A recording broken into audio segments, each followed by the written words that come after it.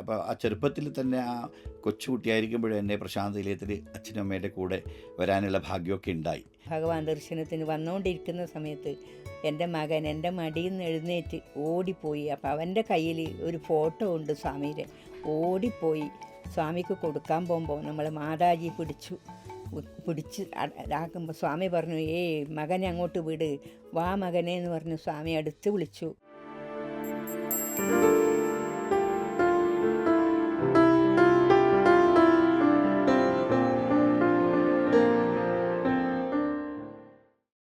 ഓം ശ്രീ സായിരാം. ഞങ്ങളുടെ കുടുംബത്തിലെ ഭഗവാനുമായിട്ടുള്ള അനുഭവങ്ങളിലെ അടുത്ത ഒരു ഏടാണ് ഇവിടെ കാഴ്ചവെക്കുന്നത്.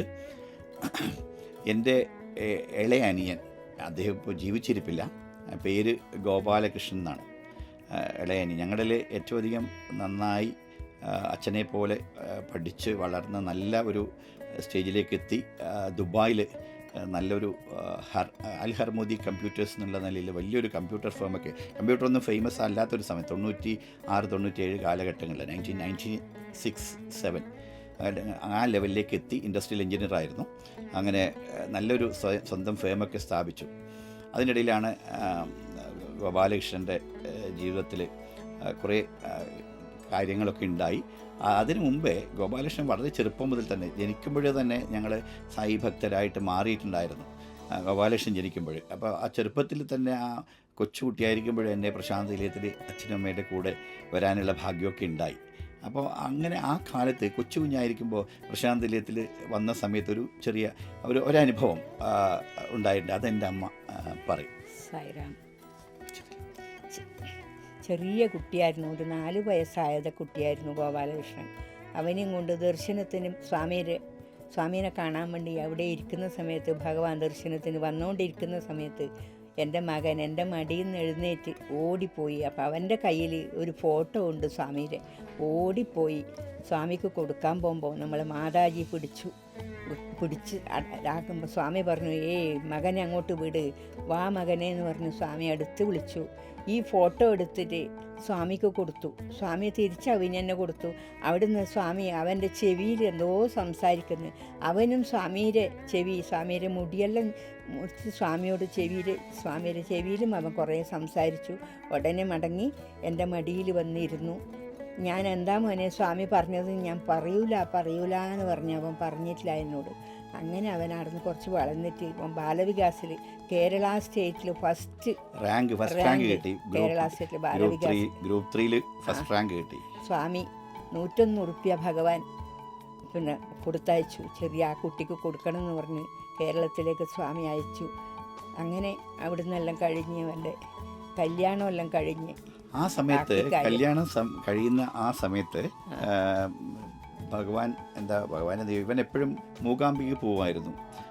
അപ്പം അവിടെ രണ്ടുപേരും കല്യാണം കഴിച്ചതിന് ശേഷം രണ്ടുപേരും ഒരു തവണ മൂകാംബി പോകുമ്പോൾ അവിടെ അടുത്തുള്ള ഒരു ശിവക്ഷേത്രം, ആ ശിവക്ഷേത്രത്തിൽ മുരുടേശ്വരം എന്നാണ് ആ സ്ഥലത്തിൻ്റെ പേര്. ആ ശിവക്ഷേത്രത്തിൽ പോയി പ്രാർത്ഥിക്കുക ഒരു പതിവായിരുന്നു. ഒരു തവണ അങ്ങനെ പോയപ്പോൾ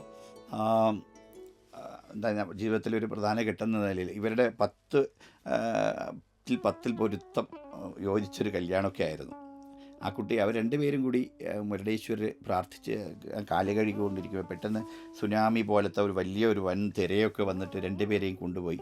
രണ്ടുപേരും ഭഗവാൻ ലയിച്ചു എന്ന് പറയാം, ചുരുക്കി പറയുകയാണ്. അപ്പോൾ അവരുടെ ആ ഒരു വിടവ് നമ്മുടെ കുടുംബജീവിതം അല്ലെങ്കിൽ അമ്മയും അച്ഛൻ്റെയും ജീവിതം തകർക്കുമെന്നൊക്കെ എല്ലാവർക്കും ഒരു പേടി വന്നു. കാരണം പെട്ടെന്ന് ആകസ്മിക കല്യാണം കഴിഞ്ഞ് 14-ാമത്തെ ദിവസം മകനും ഭാര്യയും ഈ ലോകത്തോട് വിട പറയുന്ന ഒരു സംഭവം നടക്കുകയാണ്. പക്ഷേ അത്ഭുതം എന്ന് പറയട്ടെ, അവരുടെ ബോഡിയൊക്കെ കൊണ്ടുവരുമ്പോൾ എൻ്റെ അമ്മയും അച്ഛനും ഒക്കെ പൂർണ്ണമായും സ്വാമിയിൽ മുങ്ങിയിരുന്ന് സ്വാമിയെ തന്നെ സായിരാം എന്നും സായി ഗായത്രി ജപമൊക്കെ ഉച്ചത്തിൽ ജപിച്ചുകൊണ്ടിരിക്കുകയായിരുന്നു. അപ്പോൾ അവരുടെ ഇത്രയും വലിയൊരു ജീവിതഭാരം താങ്ങാനായിട്ട് അവരെ സഹായിച്ചത് ഭഗവാന്റെ ഒരു വലിയ ഭഗവാനിലുള്ള അചഞ്ചലമായ വിശ്വാസമാണെന്ന് നമുക്ക് ഉറപ്പുണ്ട്. കാരണം അമ്മയും അച്ഛനും ഒട്ടും തകർന്നില്ല. ഞാൻ ആ ജോലി പോലും റിസൈൻ ചെയ്ത് അമ്മയും അച്ഛൻ്റെ കൂടെ വന്നിരിക്കേണ്ടി വരും എന്നൊക്കെ വിചാരിച്ച്. പക്ഷേ സ്വാമിയിലുള്ള അചഞ്ചലമായ വിശ്വാസം, ഭഗവാൻ അമ്മയും അച്ഛൻ്റെ ഉള്ളിലിരുന്ന് കൂടെ തന്നെ ഞാനുണ്ട് എന്നുള്ള ആ സങ്കല്പത്തിൽ അവരെ ആശ്വസിപ്പിക്കുകയായിരുന്നു. അങ്ങനെ ഞങ്ങളുടെ ജീവിതത്തിൽ ഭഗവാന്റെ സങ്കല്പം തന്നെയാണ്. ചെറുപ്പത്തിൽ ഭഗവാന്റെ അടുത്തേക്ക് ഓടിപ്പോയിട്ട് ഭഗവാൻ ചെവിയിൽ എന്ത് പറഞ്ഞു എന്നുള്ളതിൻ്റെ നമുക്കിപ്പോഴും അറിയില്ല, മിസ്റ്റീരിയസ് ആണ്, അത് എന്താ പറഞ്ഞു എന്നറിയില്ല. പക്ഷെ ആ മകൻ്റെ അടുത്ത് ഭഗവാൻ ചെറുപ്പത്തിൽ പറഞ്ഞതായിരിക്കുമോ എന്ന് ഞങ്ങളൊക്കെ പറയുന്നു. അങ്ങനെയൊക്കെ പറഞ്ഞ് ആശ്വസിക്കുകയാണ്. എന്തായാലും ഭഗവാൻ ഞങ്ങളുടെ ജീവിതത്തിൽ ഒരിക്കലും മാറിയിട്ടില്ല, അതിനുശേഷവും കണ്ടിന്യൂ ചെയ്യുന്നു എന്നുള്ളതാണ് ഈ അവസരത്തിൽ പറയാനുള്ളത്. അല്ലേ അമ്മേ?